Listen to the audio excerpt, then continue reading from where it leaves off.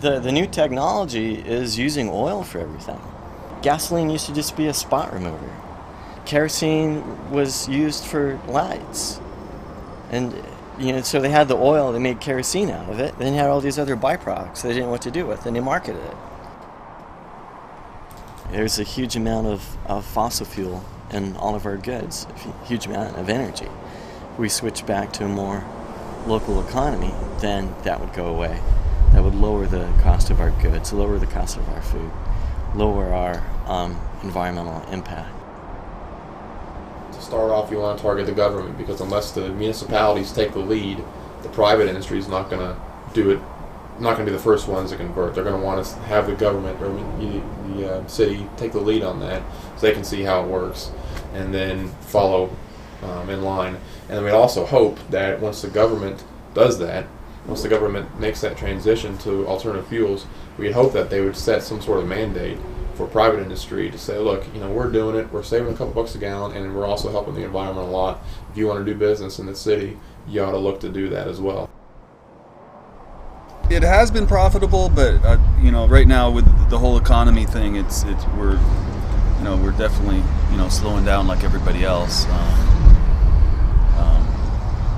It's tough. It's tough walking that line of trying to do the right thing and trying to make money. I've personally been involved in biodiesel since 2001. I converted my van again to run on straight vegetable oil. And there I just knew running my car on just straight gas was not the solution. I heard about this person running a car on vegetable oil, running a diesel, I should say. And that's when it was like, bell went off. What? I want to get one. I was totally motivated. A lot of times kitchen guys will come out and look, and I'll try and explain it, but most people are they don't know a thing about it. And it blows me away, because like you said, it's been around and the information's out there. I guess it's just people's outlets on where they get their information, what they're aware of. Free fuel, obviously, it's a huge thing. I started it when diesel was $2.69 a gallon. I saw it as high as $5.69 this summer. There are people who will never ever use it until you force them to. There's people who flipped out, who said that they would not fill up in Portland when they passed a 5% mandate. Paying for fuel is awesome.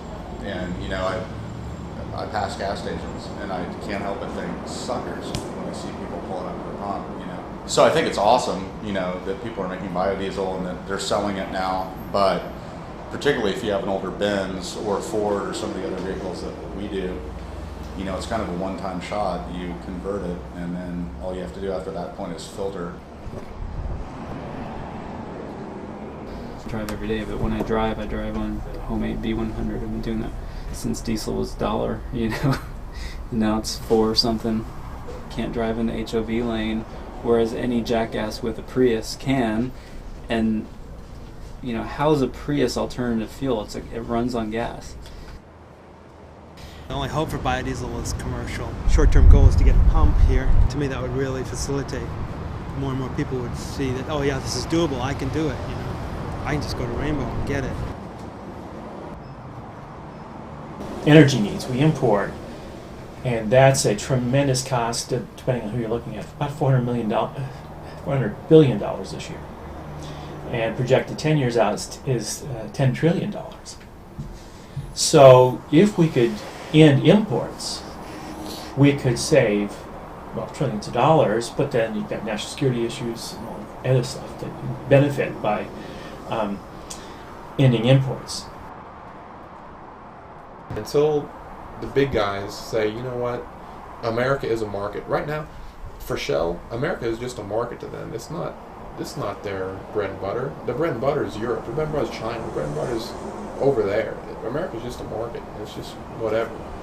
But until somebody says, you know what, America's important to us, they put a lot of money in our pocket. we need to invest in alternative fuels. I think the oil companies have to take the lead, and they're not doing that yet.